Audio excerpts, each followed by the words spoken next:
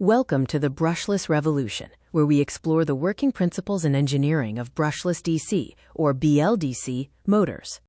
This video will cover the shift from conventional brushed motors, which rely on contact, to modern solid-state brushless motors. This represents a major paradigm shift in efficiency and control.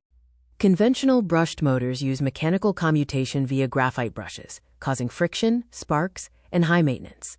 Modern brushless motors use electronic commutation, removing these mechanical wear points for greater longevity.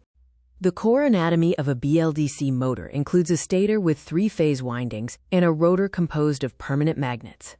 Hall effect sensors often track the rotor's position for precise control. The commutation cycle uses a trapezoidal back EMF waveform. The controller precisely switches the stator currents at 60-degree intervals. This ensures maximum torque and efficiency. The electronic speed controller, or ESC, is the brain of the BLDC motor. It uses power MOSFETs to switch current through the coils, creating the rotating magnetic field that drives the rotor.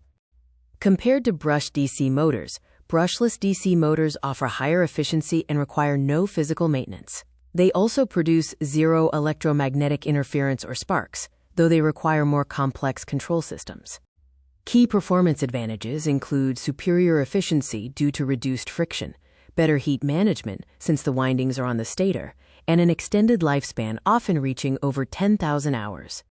BLDC motors are seeing massive market adoption due to their superior efficiency, especially at lower speeds and varied torque demands, outperforming both old induction and brushed DC designs.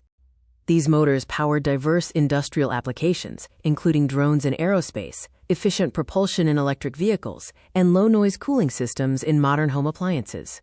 For technicians, troubleshooting focuses on the 3 distinct phases. Use an oscilloscope to verify switching timing and sensor pulses, and ensure wire gauge is appropriate for high current demands.